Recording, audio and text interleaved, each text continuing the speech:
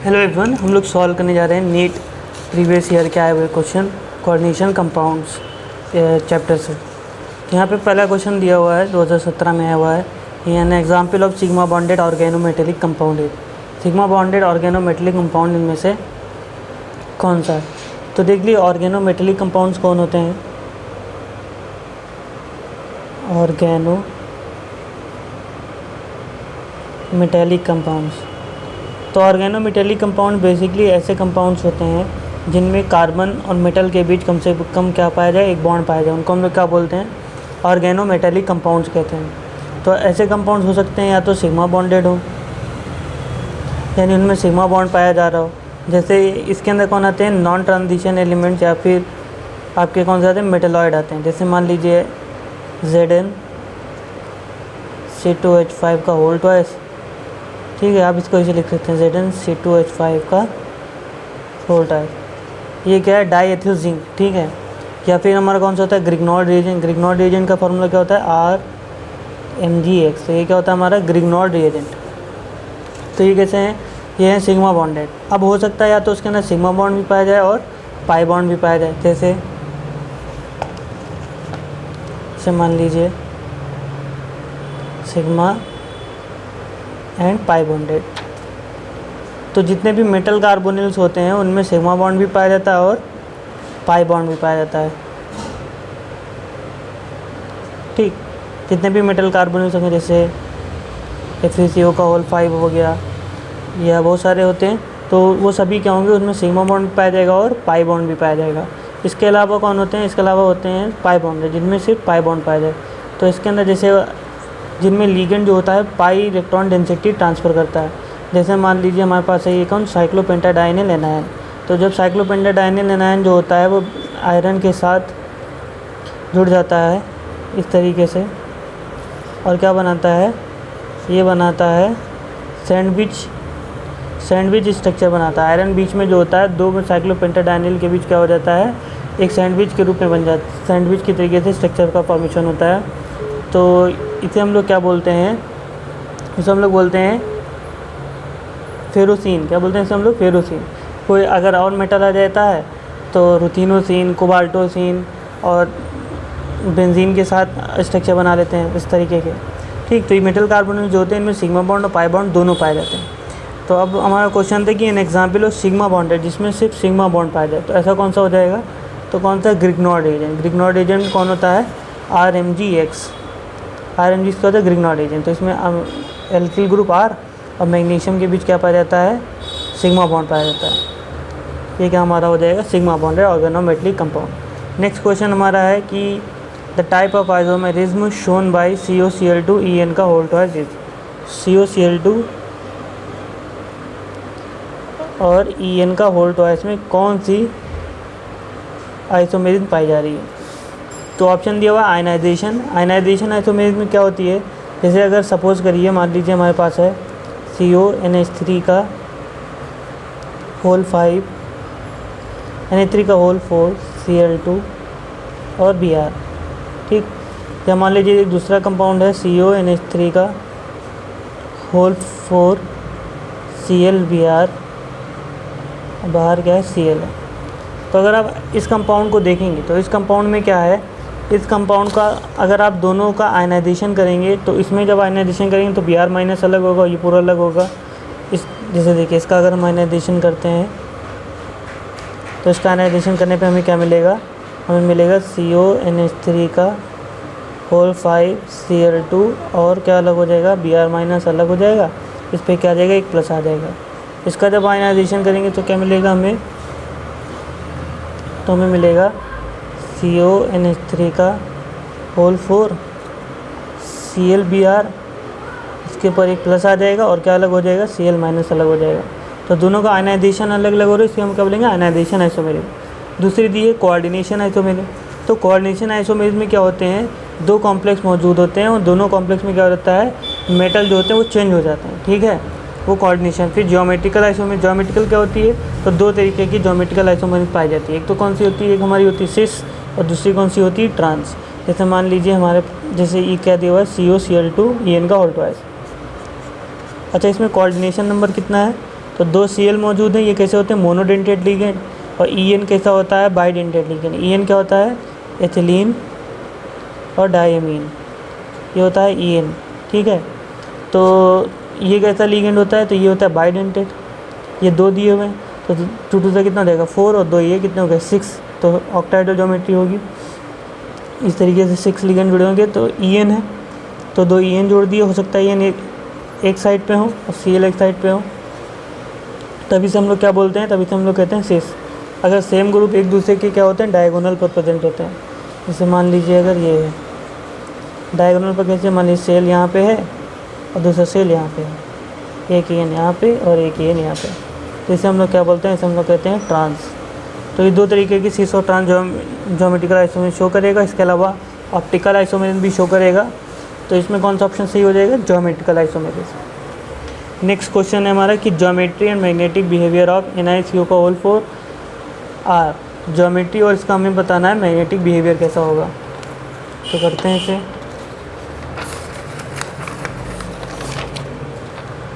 कौन है, NiCO4। निकल का एटॉमिक नंबर कितना, 28। तो क्या हो जाएगा, हीलियम, नियॉन, आर्गन, 2, 10, 18। जिसका इलेक्ट्रॉनिक कॉन्फ़िगरेशन लिखना हो तो उससे पहले वाला 0 ग्रुप लिख लिए, कौन है, आर्गन 18। देन क्या हो जाएगा, इसके बाद कौन सा पीरियड शुरू होता है, 4th, क्या हो जाएगा 4s2 और 3d, 4s के बाद कौन, 3d 8। तो कितना हो जाएगा, ये हो गया 28। अब ऑक्सीडेशन नंबर तो शो नहीं करेगा NiCO4 में, कितनी आ जाएगी 0। निकल की x मानी, कार्बोनिल की 0, इक्वल में कोई चार्ज नहीं तो 0, तो कितना हो गया, x इक्वल टू 0 आ जाएगा। तो हम लिखते हैं डायरेक्ट Ni। तो क्या है, पहले 3d लिखेंगे, 1 2 3 4, देन 4s और देन 4p, ठीक। अब कितने इलेक्ट्रॉन हैं 3d में, 8, 1 2 3 4 5 6 7 8। s में कितने हैं, 2s में इलेक्ट्रॉन है। अब देखिए क्या हो जाएगा। तो कार्बोनिल कैसा लिगेंड होता है, स्ट्रॉन्ग फील्ड। जनरली क्या होता है, जिसमें डोनर एटम का अगर कार्बन, नाइट्रोजन, ऑक्सीजन, हेलोजन होते हैं तो वो ये ट्रेंड फॉलो करते हैं। ऐसे क्या होता है, लिगेंड की स्ट्रेंथ जो होती है वो बढ़ती जाती है। तो क्या होता है कि कार्बोनिल इलेक्ट्रॉन की पेयरिंग करा देगा, तो स्ट्रॉन्ग फील्ड लिगेंड होता है। तो क्या हो जाएगा, 1 2 3 4 4s and then 4p। Electron की पेयरिंग हो जाएगी, 10 इलेक्ट्रॉन है तो 1 2 3 4 5 6 7 8 9 10। तो एक s पार्टिसिपेट करेगा और 3p। जितने लिगेंड उतने vacant orbital, 4 ligand 4 vacant orbital, तो 1s और 3p। तो sp3 हाइब्रिडाइजेशन हो जाएगा। ज्योमेट्री कैसी हो जाएगी, टेट्राहेड्रल ज्योमेट्री हो जाएगी। और सभी के सभी लिगेंड क्या है हमारे, पेयर्ड हैं, सॉरी इलेक्ट्रॉन, तो क्या हो जाएगा, डायामैग्नेटिक, ठीक। तो नेक्स्ट क्वेश्चन करते हैं। नेक्स्ट है match the metal ions given in column with the spin magnetic moment. यानी जो आयन दिए उनको स्पिन मैग्नेटिक मोमेंट से क्या करना है, कैलकुलेट करना है, मैच करना है। एक बार पहले मैच कर चुके हैं, ठीक है। तो क्वेश्चन कौन सा है, CO3 प्लस Cr3 प्लस, कौन कौन है हमारे पास, CO3 plus Cr3 plus, iron 3 plus, nickel 2 plus, ठीक। हमें क्या करना है, मैग्नेटिक मोमेंट निकालना है। मैग्नेटिक मोमेंट निकालने का तरीका सबको पता है, कैसे, म्यू इक्वल टू क्या होता है, n ब्रैकेट में n+2, ये क्या होता है रूट में, और क्या होता है बोर मैग्नेटॉन। कोबाल्ट का एटॉमिक नंबर कितना है, 27, आर्गन 18, 4s2 3d7। कोबाल्ट के ऊपर 3+ लगा दीजिए, क्या हो जाएगा, आर्गन 18, 4s0 3d6, ठीक है। अब 3d6 है, इलेक्ट्रॉन फिल करिए 3d6 में, 1 2 3 4 5 एंड देन 6। कितने अनपेयर्ड इलेक्ट्रॉन आए, 4। तो क्या हो जाएगा, म्यू इक्वल टू कितना हो जाएगा, म्यू इक्वल टू हो जाएगा 4 ब्रैकेट में 4+2 बोर मैग्नेटॉन, 4 4 2 कितने होते हैं, 6, कितना हो जाएगा 4 6 24 बोर मैग्नेटॉन। ठीक, देन हम कैलकुलेट करते हैं क्रोमियम में। क्रोमियम का कितना आता है, तो आर्गन 18 4s1 3d5 होता है, 4s1 3d5, लेकिन 3 प्लस लगे हैं तो 3 इलेक्ट्रॉन निकल देंगे, 1 यहाँ से और 2 यहाँ से निकल देंगे, तो क्या हो जाएगा 3d3। तो इसको आप जब बनाएंगे तो क्या बन के आएगा ये 1 2 3, तो म्यू इक्वल टू हो जाएगा 3 ब्रैकेट में 3 + 2 बोर मैग्नेटॉन। कितना हो जाएगा 3 × 5 bore magneton, 5 3 15 bore magneton. Next question करते हैं, फिर सॉरी नेक्स्ट कौन सा है हमारा, आयरन 3+, आयरन 3+, इसका कितना आता है, तो आर्गन 18 4s2 3d6 होना चाहिए था, 3+ है तो 3 + 3 इलेक्ट्रॉन निकल जाएंगे, 2 यहाँ से और 1 यहाँ से, 3d5 बचेगा। 1 2 3 4 1 2 3 4 5, म्यू इक्वल टू कितना हो जाएगा 5 ब्रैकेट में 5 + 2, 5 2 कितने होते हैं 7 × 5 कितना हो जाएगा 35 बोर मैग्नेटॉन। एक कौन बचा है हमारे पास बचा है अभी निकल 2+, तो निकल 2+ में कितना आता है, इधर निकाल लेते हैं। निकल का कितना होता है 28, तो आ जाता है इसका आर्गन 18 4s2 3d8। अब निकल के ऊपर 2+ लग गए हैं तो कितना हो जाएगा आर्गन 18 4s0 3d8। 3d8 का मतलब कितना हो जाएगा 1 2 3 4 5 6 7 8, कितने अनपेड इलेक्ट्रॉन आए हैं, एक सेकेंड, कितने अनपेड इलेक्ट्रॉन है 2, तो कितना हो जाएगा म्यू इक्वल टू कितना हो जाएगा 2 2 + 2 कितना हो जाएगा 2 2 4 4 2 कितना हो जाएगा 8 बोर मैग्नेटॉन। तो मैच कर लेते हैं कौन सा हो जाएगा, कोबाल्ट 3+ का कितना आया है, कोबाल्ट 3+ का है 24, इसका हो जाएगा ये वाला 24। और फिर किसका आया है Cr 3+ का कितना आया है 15, Cr 3+ का आया है 15। एंड देन कौन है हमारा Fe3+ का कितना है 35, Fe3+ का है 35, और Ni2+ का कितना आया है √8, तो Ni2+ का कितना है √8 बोर मैग्नेटॉन। देन है which one of the following ion exhibit TD transition in paramagnetism as well as, TD transition भी पाया जा रहा है और पैरामैग्नेटिक भी,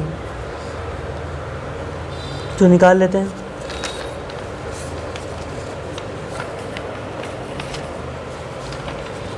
तो पहला दिया हमें कौन MnO4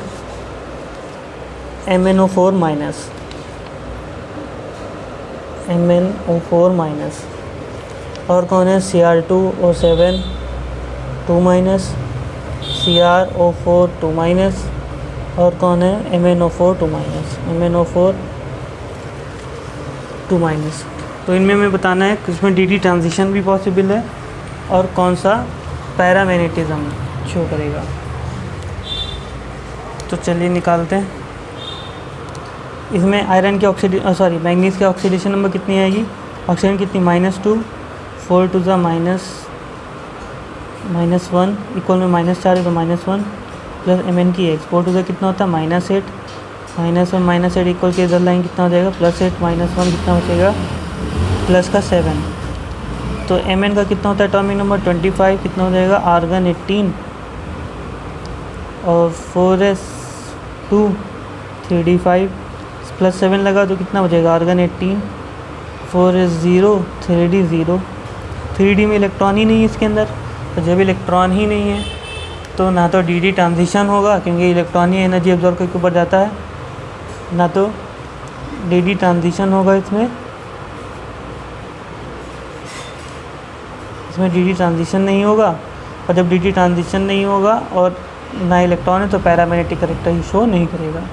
हम Cr2O7 2- देखते हैं तो कितना हो जाएगा, क्रोमियम का x कितने क्रोमियम में 2, तो 2 से मल्टीप्लाई कर देंगे, ऑक्सीजन का -2 इक्वल में -2 2x 7 2 -14 -2 14 इक्वल किस साइड लेंगे, इसका प्लस का 14 -2 कितना बचेगा 12, तो x इक्वल टू कितना आ जाएगा 12 डिवाइड बाई 2 कितना हो जाएगा 6, तो आ गया +6, यानी एक क्रोमियम की कितनी +6। क्रोमियम का एटॉमिक नंबर कितना है 24, आर्गन 18, 4s2, 4s1 हो जाता है इसमें, और 3d 5, तो कितना है 6+5 यहाँ से इलेक्ट्रॉन 1 यहाँ से, एक भी इलेक्ट्रॉन नहीं बचेगा, तो ये भी क्या होगा, ये भी ना तो पैरामैग्नेटिक करेक्टर शो करेगा और ना ही GD ट्रांजिशन। इसमें देखते हैं इसकी एक्स मानी ऑक्सीजन की कितनी -2, इक्वल में -2 चार्ज, x 4 टू ज़ा कितना -8, -2 -8 इक्वल के इधर लाइन किसका हो जाएगा +8 -2 कितना हो जाएगा 8 में से 2 का कितना बचेगा 6, तो ये भी नहीं शो करेगा क्योंकि 6 इलेक्ट्रॉन निकल जाएंगे। इसमें देखते हैं MnO4 2-, तो Mn की x +4 -2 इक्वल में -2, 4 टू ज़ा कितना होता है -8 -2 इक्वल में -8 इधर लाएंगे कितना हो जाएगा +8 -2 कितना देगा +6। अब Mn जानते हैं, Mn कितना होता है, आर्गन 18, 4s2, 3d 5, अब 6 लगे हैं, 6 प्लस हैं, तो 6 इलेक्ट्रॉन निकाल देंगे हम लोग, Mn 6+ या +6 कितना हो जाएगा, आर्गन 18, 4s0 और 2 यहाँ से 4 यहाँ से निकलते हैं 3d 1। अब देखिए इसमें क्या होगा 1 2 3 4 1 इलेक्ट्रॉन है इसमें, इस तरीके से स्प्लिट होगा T2g Eg। अब क्या होगा, इसमें का जो एक इलेक्ट्रॉन है पैरामैग्नेटिक्स की वजह से होगा और ये इलेक्ट्रॉन एनर्जी एब्जॉर्ब करेगा और यहाँ चला जाएगा, इसे हम लोग क्या बोलेंगे, इसे हम लोग कहेंगे DD ट्रांजिशन। ठीक है, तो DD ट्रांजिशन शो करेगा। तो कौन सा सही हो जाएगा हमारा MnO4 2-। नेक्स्ट क्वेश्चन देखते हैं हम लोग, आयरन कार्बोनिल लेज। तो आयरन कार्बोनिल कैसा होता है, तो मोनोन्यूक्लियर होता है। क्यों, क्योंकि अगर देखिए एक मेटल एटम प्रेजेंट तो मोनोन्यूक्लियर, एक से ज़्यादा प्रेजेंट है तो पॉलीन्यूक्लियर हो जाता है metal carbonyl, 2 present dinuclear, 3 metal तो ट्राईन्यूक्लियर।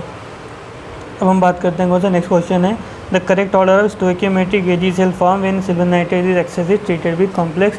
इस कॉम्प्लेक्स से ट्रीट कर रहे हैं सिल्वर नाइट्रेट को, तो बताना है कि उसमें कितने Ag सेल फॉर्म होंगे। तो COCl3 6Na3 से जब हम रिएक्शन कराएंगे, कौन है COCl3 × 6Na3, तो जब हम इससे रिएक्शन कराएंगे तो देखिए क्या होगा, सेकेंडरी वैलेंसी क्या रहती है हमेशा, एक डेफिनेट मेटल के लिए जो डेफिनेट लिगेंड के साथ कॉम्प्लेक्स फॉर्मेशन करता है उसके लिए क्या रहती है डेफिनेट। तो सेकेंडरी वैलेंसी कितनी रहेगी 6 है। 3 Cl आयन क्या होंगे, सिर्फ प्राइमरी वैलेंसी शो करेंगे और क्या हो जाएंगे प्रेसिपिटेट हो जाएंगे। जब हम इसके अंदर सिल्वर नाइट्रेट डालेंगे तो क्या हो जाएगा 3 Ag सेल हमको प्रेसिपिटेट के रूप में मिल जाएगा।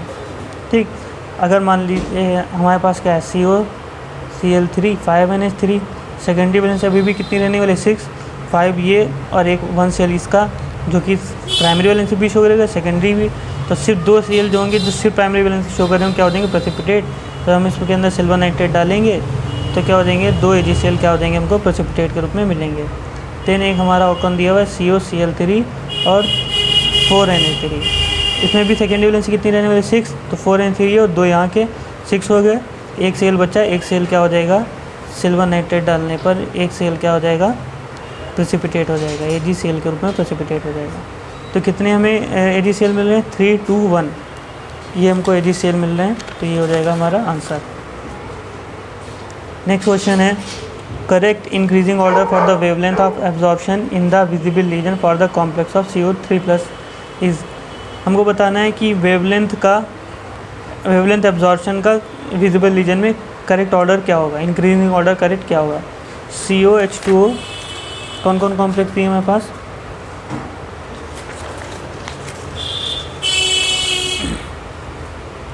कॉम्प्लेक्स दिए हैं हमारे पास COH2O का होल 6 3+, CONH3 का होल 6 3+, और COEN का होल थ्राइस 3+। तो इसमें वेवलेंथ एब्जॉर्प्शन का हमें करेक्ट ऑर्डर बताना है। ठीक, तो देखिए अगर हम लिगेंड की स्ट्रेंथ चेक करें इसमें तो ये ऑक्सीजन है। जनरली ऑर्डर क्या होता है, carbon, nitrogen, oxygen, donor atom का। और हेलोजन, जिसमें कार्बन डोनर एटम वो ज़्यादा स्ट्रॉन्ग फील्ड, जिसमें नाइट्रोजन वो ज़्यादा, और ऑक्सीजन हेलोजन तो कम स्ट्रॉन्ग फील्ड।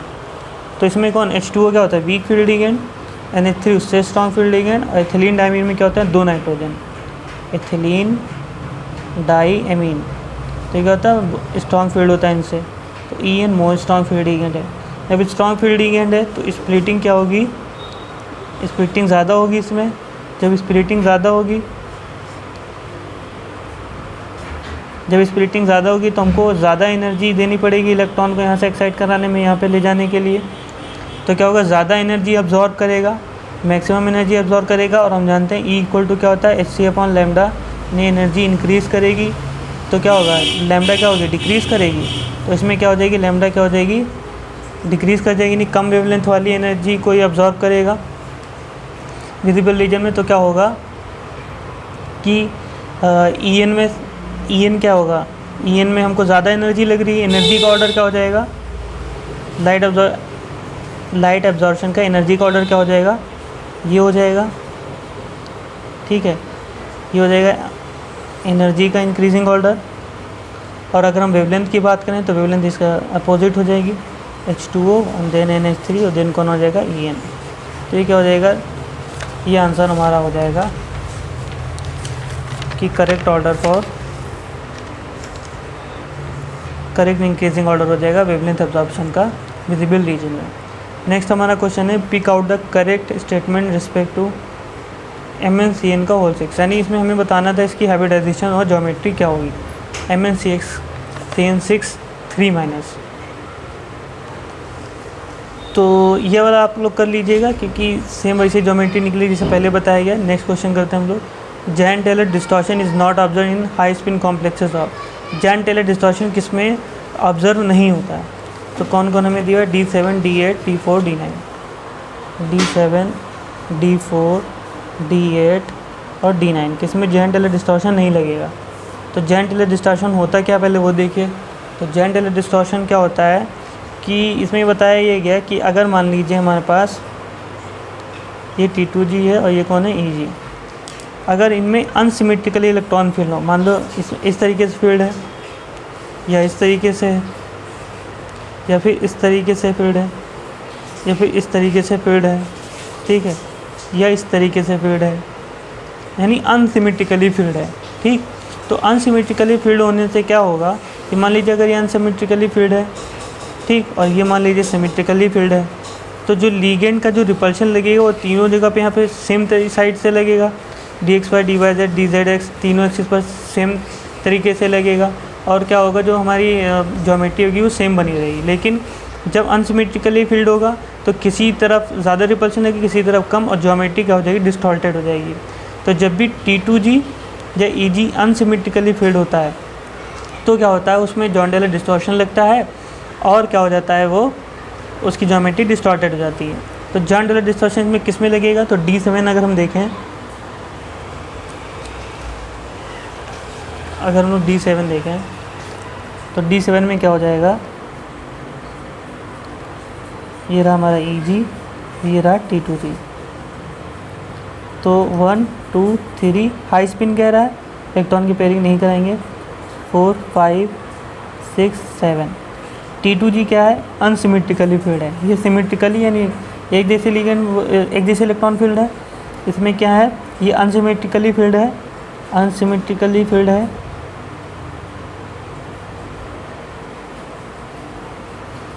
तो ये क्या हो जाएगा, इसमें जॉन टेलर डिस्टॉर्शन लगेगा, ठीक। नेक्स्ट हमारा कौन सा है, D8। D8 देखते हैं कैसे फिल होगा। तो 1 2 3 4 5 6 7 8 ये कैसे हो गए, ये भी सिमेट्रिकली, ये भी सिमेट्रिकली। तो जॉन टेलर डिस्टॉर्शन इसमें नहीं लगेगा। देन है हमारा D4। तो D4 कैसे फील्ड होगा, 1 2 3 4 ये अनसिमेट्रिकली फील्ड आ जाएगा, तो जॉन टेलर डिस्टॉर्शन लगेगा। देन D9 हम जानते हैं कॉपर होता है। कॉपर में क्या होता है, सबसे ज़्यादा जॉन टेलर डिस्टॉर्शन लगता है। 1 2 3 4 5 6, 7, 8, 9, तो इसमें जॉन टेलर डिस्टॉर्शन लगेगा। एक चीज़ और ध्यान रखिए कि अगर हमारा ईजी अनसिमेट्रिकली फील्ड होता है तो जॉन टेलर डिस्टॉर्शन क्या लगता है, स्ट्रॉन्ग लगता है, और अगर हमारे T2G अनसिमेट्रिकली फील्ड है तो जॉन टेलर डिस्टॉर्शन क्या लगता है, स्लाइट लगता है, यानी हल्का लगता है। तो इसमें क्या होगा, D9 में सबसे ज़्यादा लगेगा, और किसमें, D4 में क्या होगा, जॉन टेलर डिस्टॉर्शन सबसे ज़्यादा स्ट्रांगली लगेगा। ठीक, अगर पूछता है वीक जॉन टेलर डिस्टॉर्शन किस में लगेगा तो क्या हो जाता है, D7 वाला आंसर हमारा क्या हो जाता है, करेक्ट। नेक्स्ट क्वेश्चन करते हैं, लास्ट क्वेश्चन करते हैं हम लोग। तो ये क्वेश्चन दिया हुआ है, which of the following has longest carbon oxygen bond length, किसमें लॉन्गेस्ट कार्बन ऑक्सीजन की बॉन्ड लेंथ प्रेजेंट है। हमें दिया है आयरन कार्बोनिल, कौन कौन ऑप्शन दिए हमारे पास, हमें दिए हुए हैं ApCO का होल 4, 2- MnCO का होल 6 प्लस NiCO का होल 4,